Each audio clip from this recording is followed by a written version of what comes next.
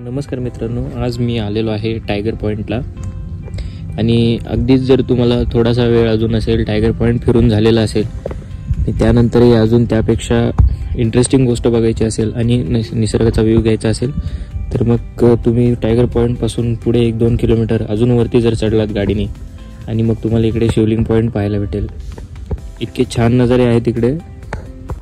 ही आहे ती जागा आणि महत्त्वाची गोष्ट म्हणजे असं की या ठिकाणी आपल्याला पार्किंग करण्यासाठी कुठल्याही प्रकारचा चार्ज नाही आहे। पार्किंग पूर्णतः फ्री आहे आणि या ठिकाणचा स्पेशल कॉर्न भजी हा डिश आहे।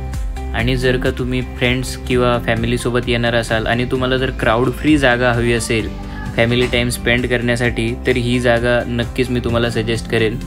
तर मित्रांनो, इथली स्पेशालिटी आहे की इकडे कॉर्न भजी खाण्यासाठी खूप लांबवरून लोक येतात आणि खरंच खूप छान चव आहे या कॉर्न भजीला। तुम्ही पण ट्राय करा, मस्त आहे।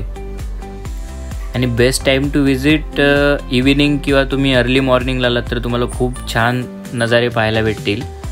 आम्ही पण चहा वगैरे घेतला, कॉर्न भजी घेतली आणि मग मी हा व्ह्यू दाखवतो तुम्हाला। मित्रांनो, हाच डोंगर किंवा पर्वत म्हणू शकतो आपण, आपल्याला टायगर पॉईंटवरून सुद्धा पाहायला मिळतो, परंतु तो दिसताना आपल्याला शिवलिंगासारखा दिसत नाही। आपण जर शिवलिंग पॉईंटवरून पाहिला तर तो नक्की अर्थातच शिवलिंगासारखा दिसतो, त्यामुळे तिथल्या स्थानिक लोकांनी त्याला शिवलिंग पॉईंट असे नाव दिलेले आहे। आणि एक महत्त्वाची गोष्ट मित्रांनो, आपल्याला कोराईगडवर फिरायला जायचं असेल तरी आपण याच रस्त्याने जातो, तर आपण कोराईगड करता करता शिवलिंग पॉईंट देखील एकत्र एक्सप्लोर करू शकतो। आणि हो, जर तुम्हाला ही व्हिडिओ आवडली असेल तर आपल्या यूट्यूब चॅनलला सबस्क्राईब करा आणि या व्हिडिओला लाईक करा,